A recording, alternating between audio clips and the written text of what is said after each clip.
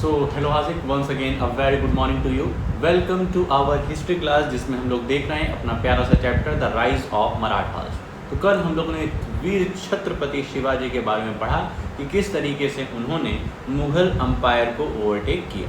आज उसी कहानी को हम लोग आगे बढ़ाते हैं और देखते हैं चीज़ों को। तो फटाफट से आ जाते हैं अपने इस पार्ट 2 पर।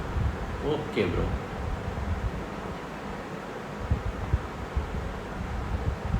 तो यहाँ पर आज हम लोग देखेंगे वीर छत्रपति शिवाजी का वो अस्त्र जिससे उन्होंने वध किया था। किसका वध किया था उन्होंने?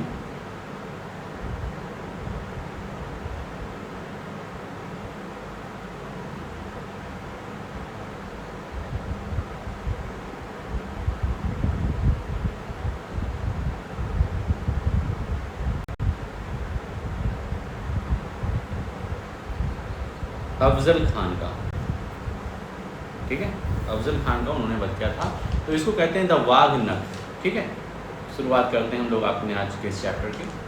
The Wagh Nakh is the small weapon shaped like a tiger's claw which Shivaji used to kill Afzal Khan in close combat. तो इस तरीके से वाघ नख था जो कि ये हाथ में पहनते थे। एक जो ये गोला टाइप का ये इस उंगली में रहता था और एक गोला टाइप का इस उंगली में रहता था, बाकी सारे छुपे रहते। ये अंदर की टाइप के अंदर ऐसे छुपा रहता था और जब इनको मारना रहता तो ऐसे खोलते थे और ऐसे मार देते थे। ठीक है।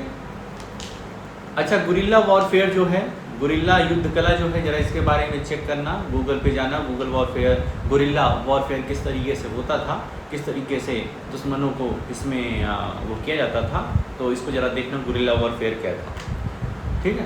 Soon afterwards, the Mughal nobleman Shaista Khan invaded Shivaji's territories with a big army for 3 years. कह रहे कुछ समय बाद मुगल के एक बहुत ही जाने माने राजा हुए जिसको शाइस्ता खान कहा गया, और उन्होंने क्या किया, शिवाजी की टेरिटरी में बहुत दिन तक, लगभग 3 साल तक बिग आर्मी के साथ, बड़ी आर्मी के साथ अटैक किया। Finally, with only a few soldiers, Shivaji raided Shaista Khan's camp at night. The Khan barely escaped from the raid, losing a few fingers and promptly left Maharashtra. This daring raid resembles a modern-day surgical strike.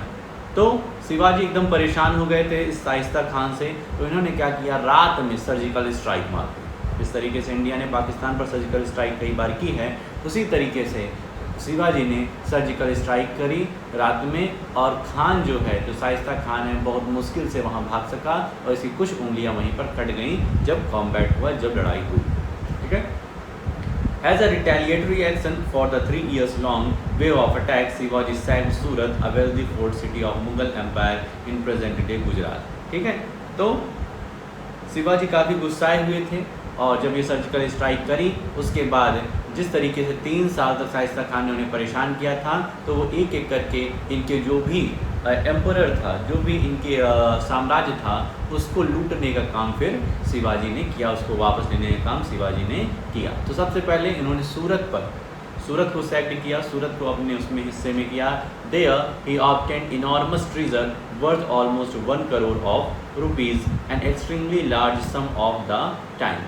और इस समय वहाँ से इन्होंने बहुत ज़्यादा मात्रा में खजानों को लिया, लगभग उस समय के worth almost 1 crore of rupees, और लगभग उस समय के 1 करोड़ रुपए वहाँ पर पाए गए।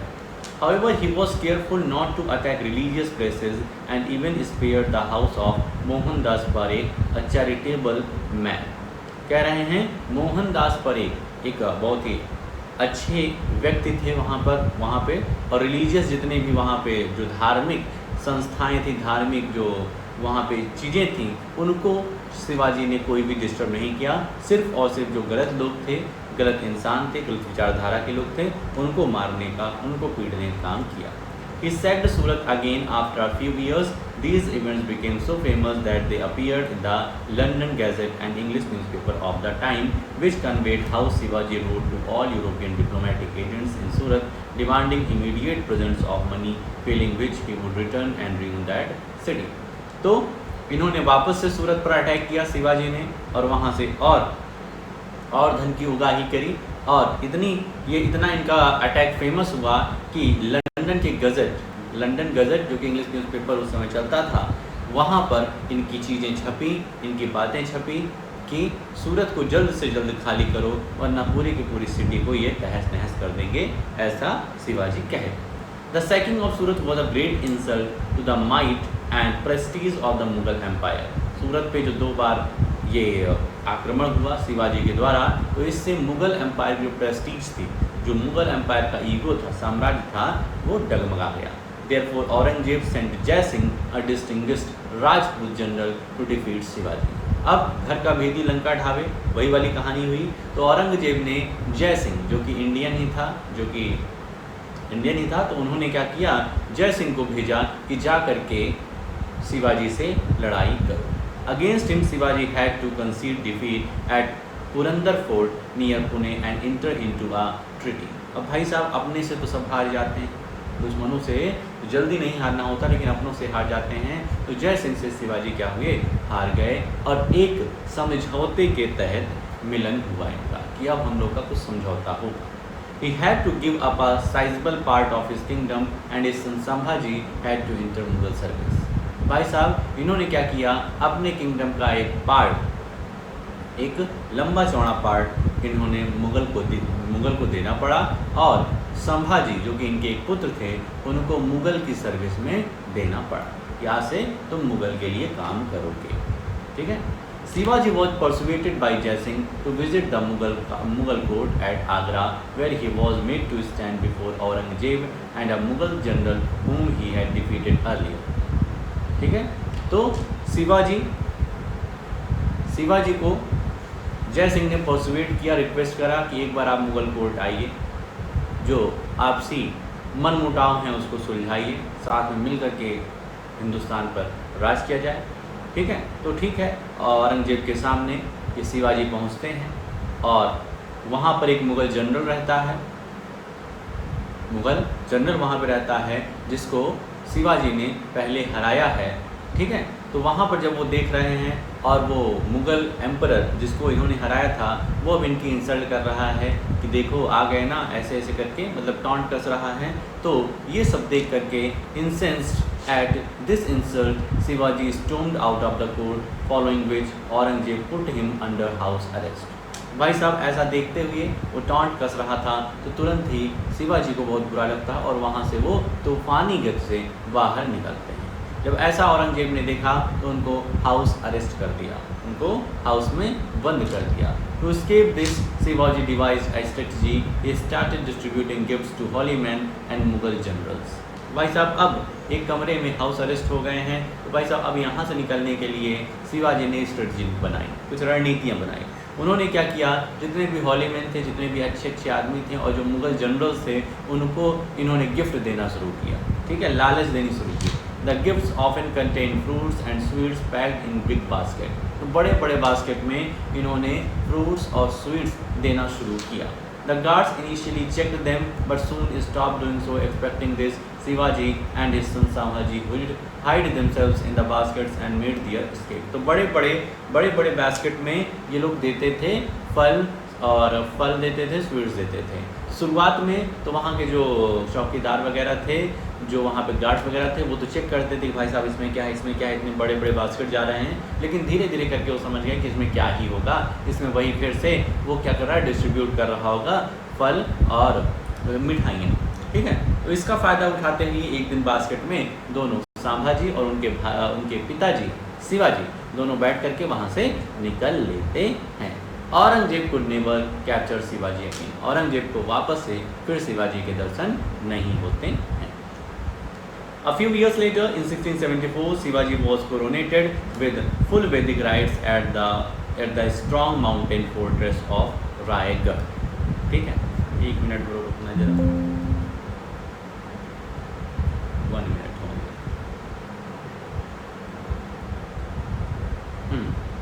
तो यहाँ पे थे हम लोग। A few years later, in 1674, Shivaji was coronated with full Vedic rites at the strong mountain fortress of Raigad। कह रहे हैं रायगढ़ के क्या कहते हैं फोर्ट्रेस में इनका क्या हुआ, फुल वैदिक मंत्रोच्चार के साथ इनका राज्याभिषेक हुआ। His formal title after the coronation was Sri Raj Shiva Chhatrapati, and like some past ruler, he started his own era, the Rajyabhisheka Shak. तो शिवाजी का वहाँ पर राज्याभिषेक हुआ, इनको राजा घोषित किया। After this, Shivaji embarked upon a conquest of the south, also referred to as the Dakshin Digvijay, which included the important and then ill-defended region of present-day northern Tamil Nadu and parts of Karnataka. तो धीरे धीरे करके इन्होंने south India की तरफ अपने पांव पसारे शिवाजी ने, और वहाँ पर जा कर के राज करना शुरू किया। वहाँ के जो भी मुगल एम्पायर थे उनको भगाना शुरू किया। This southern extension later give the Marathas great strategic depth against the Mughal invasion.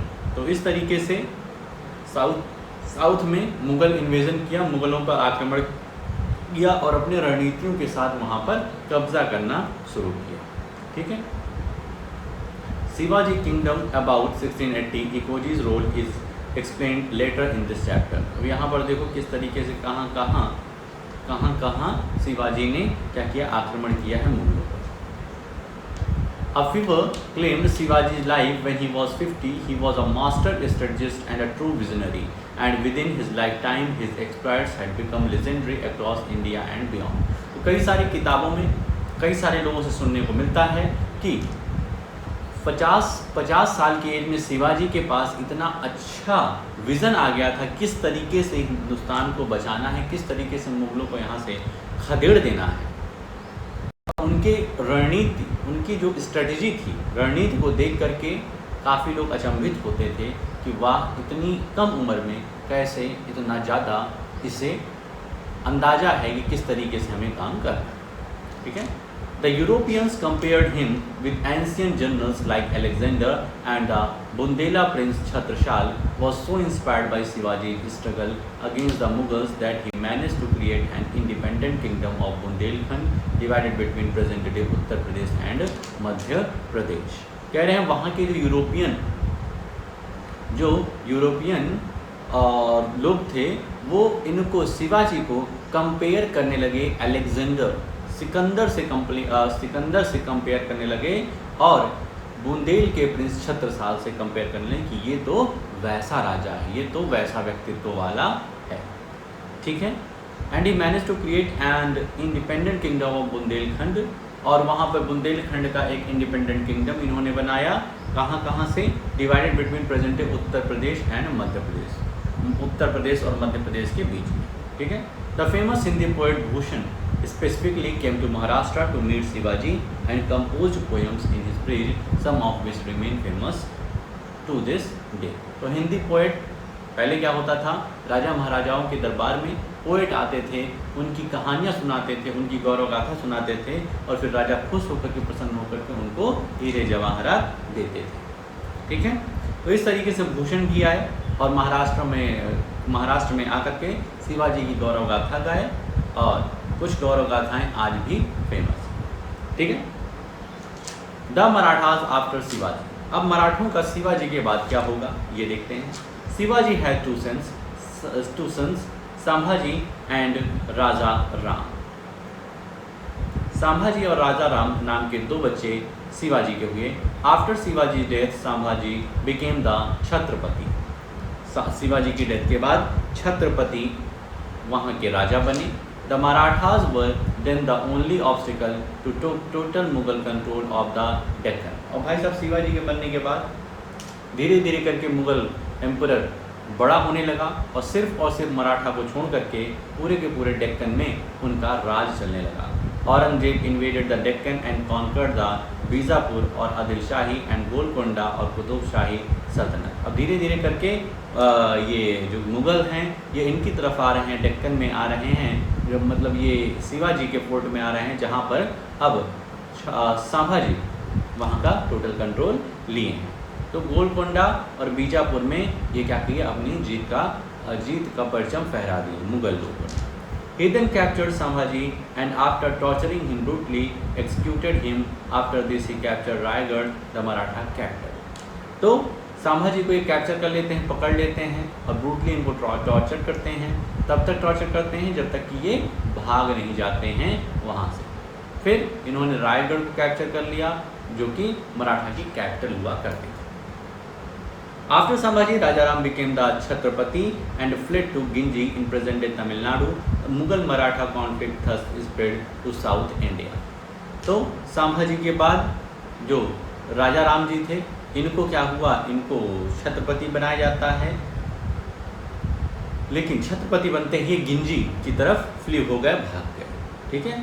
और मुगल मराठा जो कॉन्फ्लिक्ट था, ये पूरे के पूरे साउथ इंडिया में फैल गया कि मुगल और मराठा का युद्ध चल रहा है। The Maratha staunchly defended their fortress and often had the upper hand over the Mughals in battles and skirmishes. जब भी मुगल और मराठा का युद्ध होता था तो मराठा उसमें विजयी साबित होते थे, मराठाओं का अपर हैंड रहता था।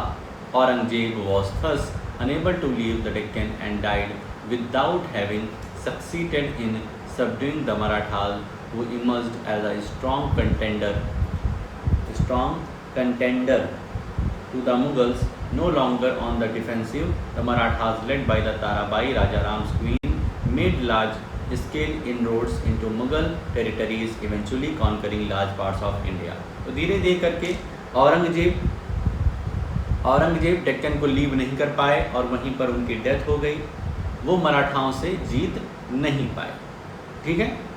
और उसके बाद कह रहे हैं no longer on the defensive the Marathas led by Tarabai, Raja Ram's queen, Raja Ram की क्वीन ताराबाई थी, जो कि वहाँ पर राज करती थी, वो वहाँ का चीज़ें देखती थी। No longer on the defensive the Marathas led by Tarabai, Raja Ram queens made large scale inroads into Mughal territories, eventually conquering large parts of India. और धीरे धीरे करके वहाँ पर रोड्स वगैरह बनवाई ताराबाई ने और मुगल्स की काफ़ी टेरिटरीज को अपने में कर लिया। During the rapid expansion, the Marathas themselves underwent a structural transformation. The centralized state from Shivaji time gave way to more decentralized structure. तो धीरे धीरे करके मराठाओं का रैपिड एक्सपेंशन हुआ ताराबाई के नेतृत्व में। ताराबाई कौन थी? राजा राम की वाइफ। राजा राम कौन थे? शिवाजी के पुत्र, ठीक है। आगे चलो। Still nominally centered around the Chhatrapati, but with the chiefs building more power, in particular the Peshwa, a Persian term for prime minister, wielded great influence even over the Chhatrapati himself. तो भाई साहब बात हुआ कि शिवाजी जो थे centralised government की बात करते थे, लेकिन ये सब जो आए संभाजी, ताराबाई और राजा राम, इन्होंने डिसेंट्रलाइज्ड की बात करी। इस सभी में पावर होनी चाहिए, सिर्फ छत्रपति में नहीं होनी चाहिए, ठीक है। पेशवा की बात कर रहे हैं, with the chief building more power, in particular the Peshwa, Persian term for prime minister, will get great influence even over the Chhatrapati himself. तो कह रहे हैं वहाँ पर अब पेशवा की बात की जाने लगी। पेशवा मीन समझ लो प्राइम मिनिस्टर, जो कि छत्रपति से भी इम्पोर्टेंट पोजीशन लेता है। In particular Peshwa Bajirao one and his son Nana Saheb Peshwa were instrumental in the pan India expansion of the Marathas. तो ये जो पेशवा कल्चर आया, पेशवा पद आया, और फर्स्ट पेशवा बाजीराव वन और नाना शाह पेशवा ने एक नई चीज़ें मराठाओं में एक नई चीज़ों का ये एक्सपेंशन करना शुरू किया। The Marathas brought large parts of India under their control and generally ruled them well. अब मराठा धीरे धीरे करके लार्जर पार्ट, इंडिया के लार्जर पार्ट को अपने में करना शुरू करते हैं और उस पर कंट्रोल करना शुरू करते हैं। But with the regional chiefs acquiring more power and autonomy, this also resulted in occasional indiscipline and abuse in stark contrast with Shivaji values. लेकिन मराठा ने ज़्यादा से ज़्यादा एरिया को कवर तो कर लिया, लेकिन जिस तरीके से रीजनल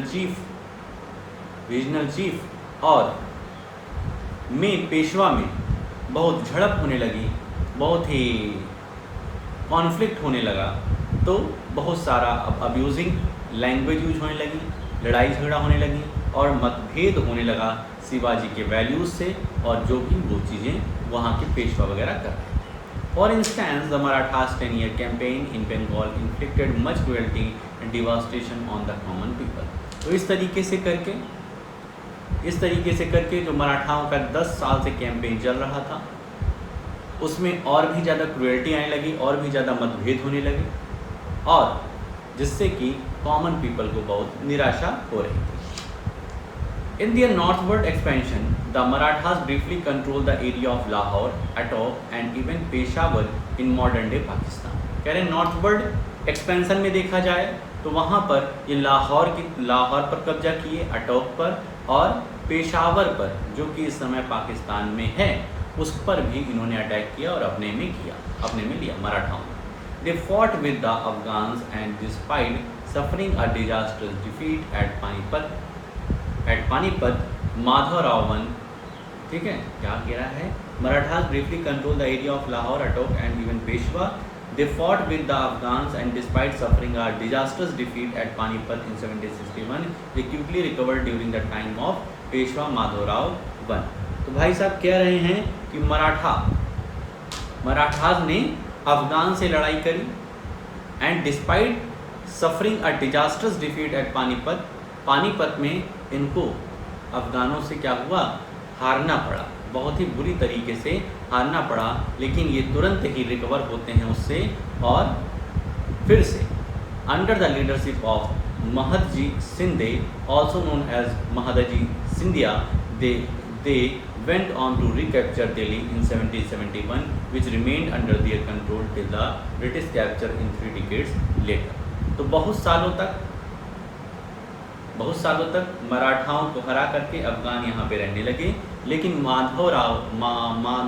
माधाजी सिंधिया के नेतृत्व में वापस से कंट्रोल लिया गया.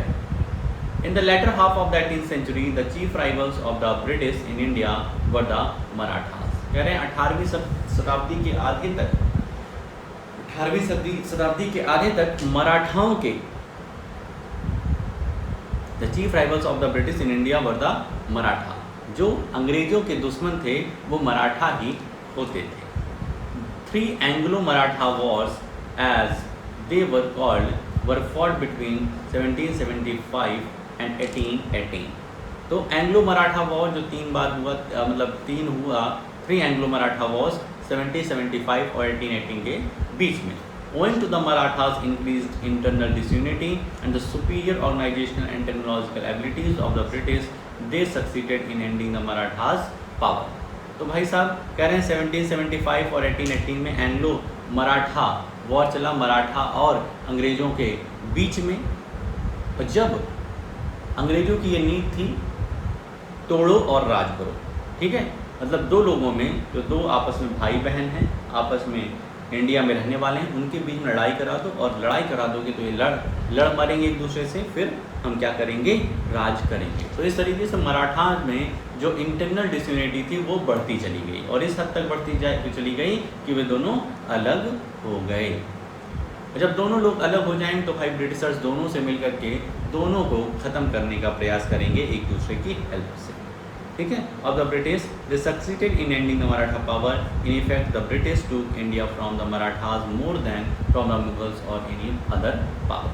तो इस तरीके से करके ब्रिटिश ने इंडिया पर मराठाओं को हरा करके मुग़ल से ज़्यादा क्रूएल्टी से, मुग़ल तो कम क्रूएल्टी करते थे, लेकिन उससे ज़्यादा क्रूएल्टी इन अंग्रेज़ों ने मराठाओं पर.